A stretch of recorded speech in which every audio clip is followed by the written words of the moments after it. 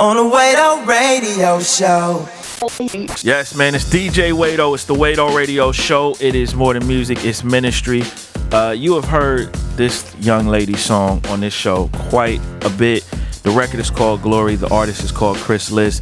She's from Louisville, Kentucky, and she's on the line with us right now. How are you doing today, sis? Hello, I'm doing really, really good. Thank you for asking. Yeah. I want to say this. I told you this before we went on the air, but I just want to salute you for the success of Glowry, because it's dope to see stuff like this happening, to new artists, to kind of have a record like this take off. And then, when I started learning a bit more about your background, that you produce, you write, you got all this talent, I'm just like, man, like, we need more people like this in the industry, particularly females. So salute to you. Thank you. It's really been an unbelievable journey. Incredible. Yeah, I mean, you sound like you just taking it all in. Yeah, definitely. When I think about it, it's just like, wow. That's all I can say is wow. I'm just really blown away by the local and national support. And I just want to thank you, DJ Wado and DJ Jesus Beats and Quote Christ and C1 Radio and DJ Crazy One for everything that you've done. And speaking of C1 Radio, I just want to thank all the DJs that nominated me for the 2016 Crazy Awards. I was nominated for Rookie of the Year, Best R&P Female Artist, and Best R&P Single. And I just want to thank all the listeners who tuned in and voted, because I won all three categories, which again feels so unreal what's been happening. Oh, and also there was a chart posted on Instagram that had the top 10 CHH records out right now, according to DJs, and I made number 5. Glowry is number 5 on the charts. And you guys embracing that song was just instrumental in everything that's been happening. So thank you. Man. So let me kind of start from the beginning so people can kind of get to know you. How did you even, start to get into music? Yeah, well, my mom, she's a choir director, and she's been a choir director since before I was born. And my dad, he actually had a little basement recording studio in our basement, and he did that for a long time, and up until I was probably around 10 or 12 years old. So I had that in my background. And I think that because I was just so immersed in music, it was just natural for me to pick it up. Wow. And then how did you end up coming to the Lord? Well, it sounds like if your mother was a choir director, you're probably always in church, right? Yes. I think I've always, I've always been a Christian. But when we talk about actually coming into relationship myself, I feel like it happened during my college years, because I think a lot of times with a lot of what we see is sometimes our faith is kind of based off our parents' spirituality or our grandparents' spirituality, but eventually we have to kind of come into it ourselves. And I really think that turning point for me, finding out Jesus for myself, was in college. Wow. What college did you go to, if you don't mind me asking? Oh, no problem. I went to Indiana University Southeast, called IUS around here. Oh, wow. Okay. Well, that's what's up. Yeah. And you write, you produce all your music pretty much, right? Yes. That's one of the things that I hope takes me far, especially, I think I had to learn to do all those things because of lack of budget, but it's turned out really good though. Wow. I mean, I'll be honest with you. I mean, we don't have that many female artists, particularly in the Christian, like any type of Christian hip hop space and, all of that. But then on top of that, the fact that you are multi-talented. I mean, you don't even really see that much in mainstream music. I mean, you talking like Alicia Keys and Lauryn Hill, people like that kind of have that ability to do all those different things. Thank you. I really feel blessed. And I feel like that this is part of my destiny. The fact that he's allowed me to do all these different things, I really feel like it has something to do with where I'm going next. Being able to write, produce, engineer, sing, rap, and do the business side too. I think that it will open a lot of doors for me. Wow. Who have been some of your musical inspirations? Definitely Lauryn Hill is definitely one of my musical inspirations. I think when I grew up listening to a lot of neo soul. Okay. So definitely people, as far as my sound, I love people like Lauryn Hill and Erykah Badu Yep. and D'Angelo, like that kind of sound. Okay. I can't say that my message is influenced by them, but definitely my sound. As far as my message, I think that I try to speak what's on my heart. You know, I want to be as real as possible. And I do believe that God can and does inspire me to write the things that I write.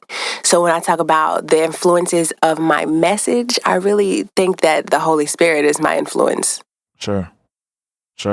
How would you describe your sound?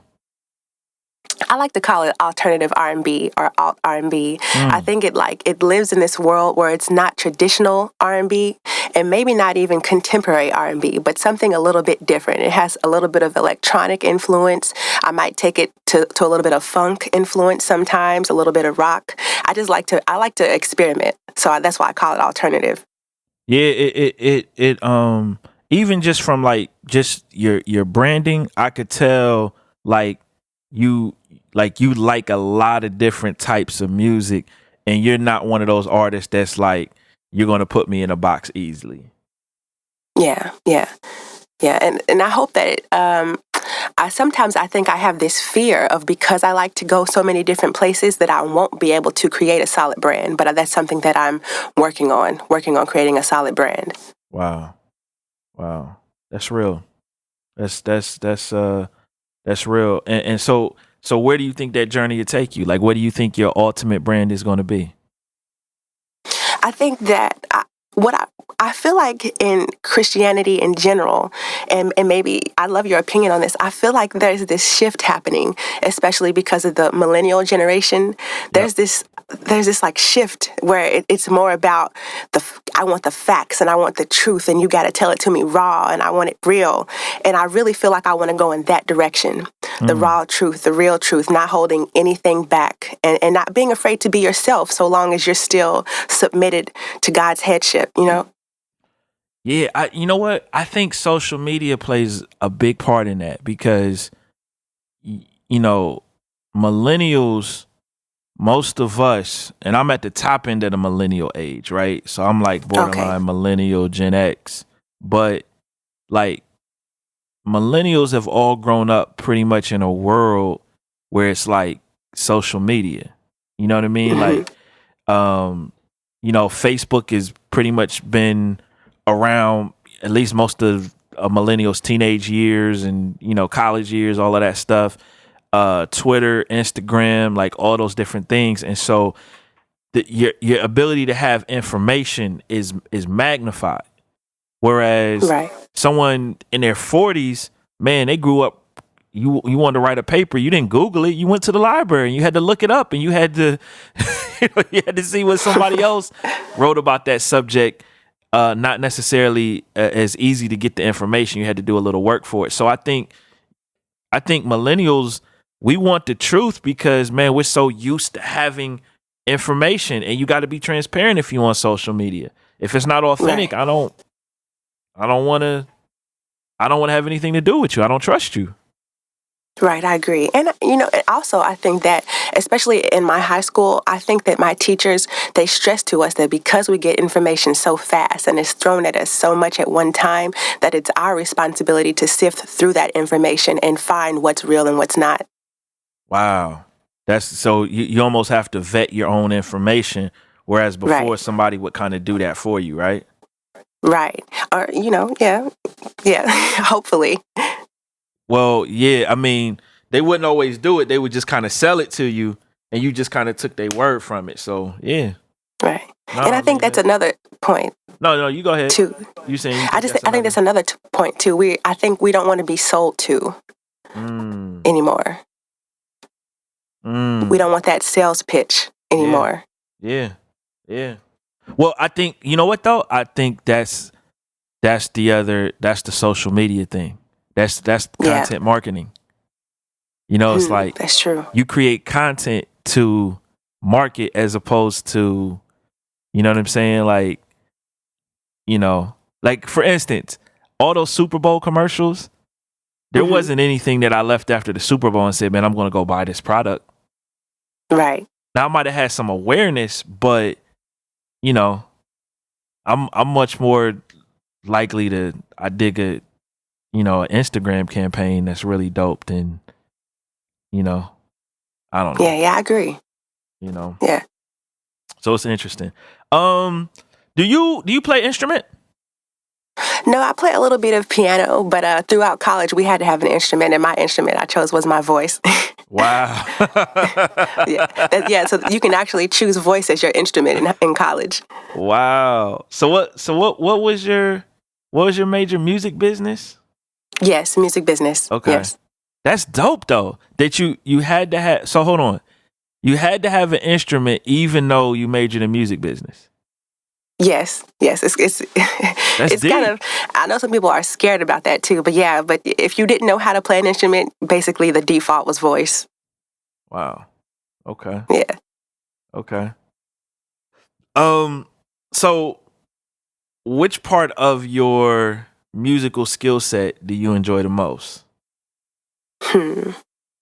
For me, I think that it's the songwriting. The songwriting I feel like was what came first, and I feel like Really? it's the real gift, in my opinion. Even though I started making the beats at 12, I've been like quote unquote songwriting since before I could even write. I remember being 3 years old and sitting in my dad's studio, and he would be building a beat, and I'd be scribbling little squiggly lines in a spiral notebook, and I singing, thinking that I was actually writing in the notebook, but I would be singing what I thought were words that I was writing.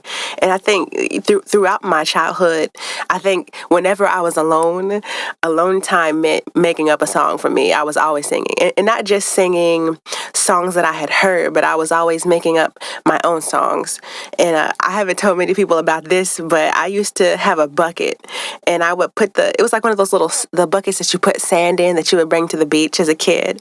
And I would take that bucket and I put the bucket over my head. I must have been like 2 or 3 years old, but I put the bucket over my head and I'd stand in one place just like listening to myself sing and make up words inside the bucket. And I guess I just liked how my voice sounded. If I would have guessed, I would have thought the vocal part. Okay. That's just if I would have guessed, but I mean, you know what your favorite is, Right. And I feel like it all plays a part in my story. I mean, without my voice, I wouldn't have been able to record the demos that I used to do. And because of those demos, I was offered 2 publishing deals and a production deal too.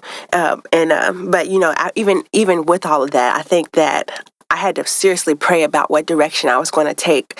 And God told me that I needed to do this independently without any restrictions or demands, without the demands being put on me. So now here I am. Could you see yourself like starting a label at some point? If not a label, then a production company. But I do see myself starting something along those lines. Yeah, Definitely. What about the music business?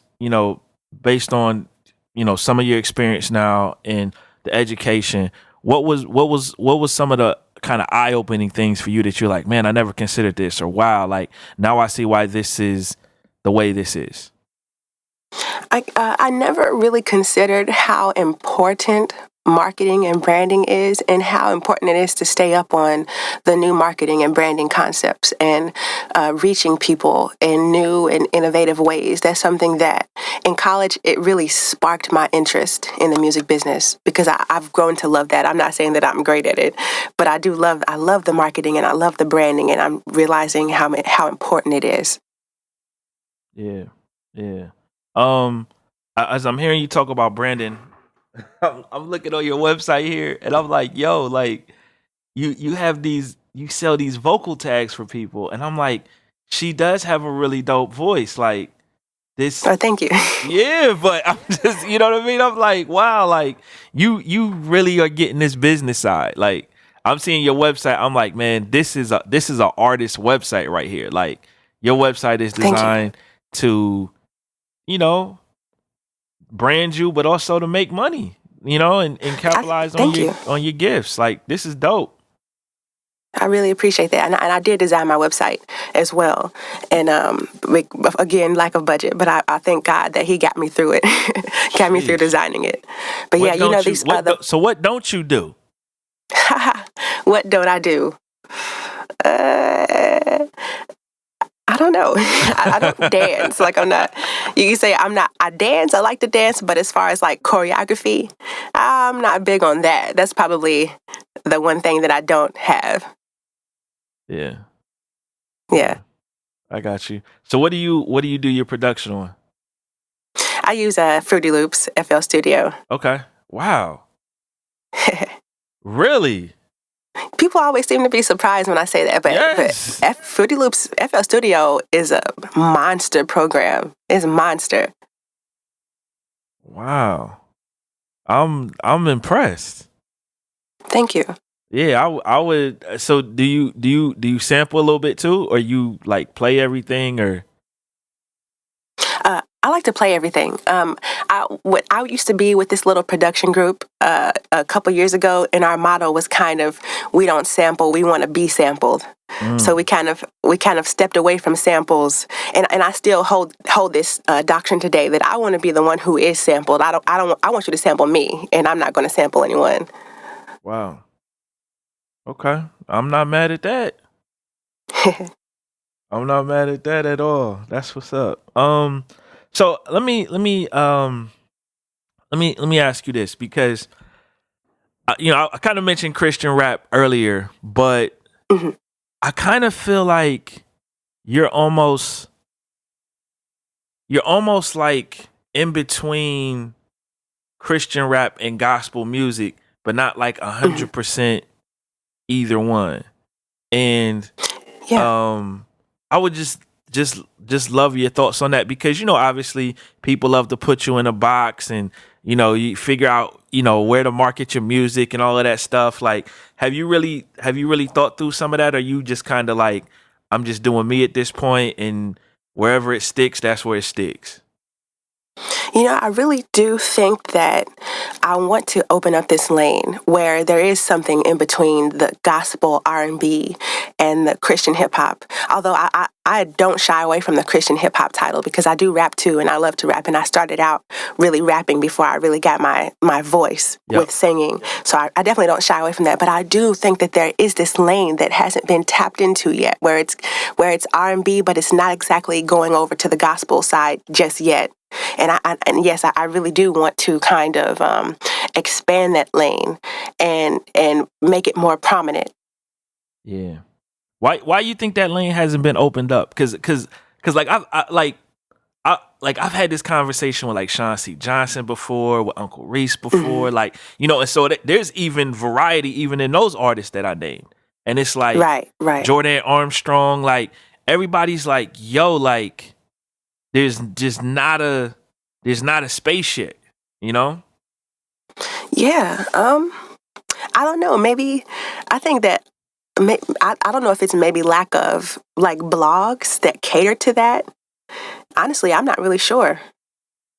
Yeah, maybe that's part of it. There's no look, you getting ready to build a website. I thought about that too. I really have. Yeah. You about to build a website. But yeah, there's no central hub yet, right? Yeah. I think that might be part of the problem. Yeah. You need a central hub, you need a community that rounds up this this thing. Yeah. Well, I might have to pray on that idea.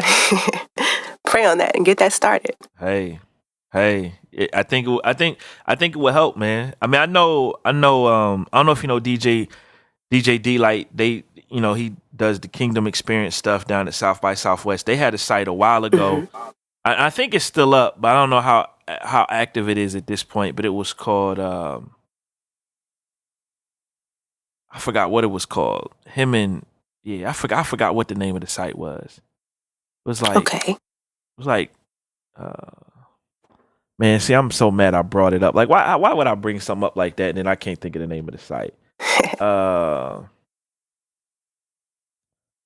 I'm trying to Google it. Oh, that's okay. Take your time. I'm trying to Google this mug. It's called I'm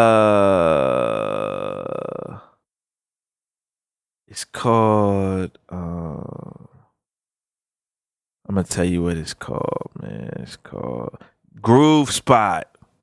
Ah, okay. Okay. Groove That does sound Spot. familiar. GROOVSPOT.com. That's what it's called. Okay. Groove Spot. Yeah, Groove Spot. But like I said, I don't know how active it is. I don't even know if it's still a thing, but you know, I think it's needed. There's gotta be something, because I think there's a lot there's a segment of people that enjoy that kind of music but don't really have a central place to go and look for it. Yeah, I agree with that. I definitely do. Yeah, so let me ask you this. And you may or may not have an answer for it, but I'm going to put it out there anyway. Okay. In your opinion, I feel like it's been very difficult for female artists in the Christian rap world, not in the gospel world, but the Christian rap world, to really, really gain traction. And I have some ideas, some thoughts on my own, but I'm just curious, just you as a new artist looking at this thing. And, listen, when people talk about the top artists, websites like mine or Rapzilla or anybody puts out a list of the top artists, you never really see females mentioned there. You look at the labels, there's not really female artists signed. Have you ever thought about that? Is that a discouragement to you? Why do you think that is? Just some general thoughts on that. Yeah. For first of all, for me, I don't know if it's really a discouragement for me in particular, but there are some dope female hip hop artists in the Christian hip hop sphere right now, and it is kind of sad that they don't get covered as much as their male counterparts. And maybe I do think that there are certain labels within Christian hip hop that get most of the press. If I'm not wrong in saying that, Sure. and I don't think, if I'm not mistaken, I don't know if they have any female hip hop artists on their roster, and I don't know if that's because I feel like when you're talking about Christian hip hop, there is kind of this added responsibility to be accountable for your brother. You know what I mean? And I think that they might have a brotherhood and trying to, and I think they disciple each other. You know what I mean? And maybe there are no females, and this might not be true at all, but maybe there aren't any females on the label because there aren't any other females that can help disciple them. You know what I mean? Like if there was a label that was ran by a woman and she signed female artists, there would be that sistership and that bond to help each other, and maybe there would be a little bit more prominence. Yeah. But I'm not. That's just my thought. I'm not sure. That discipleship piece is very interesting.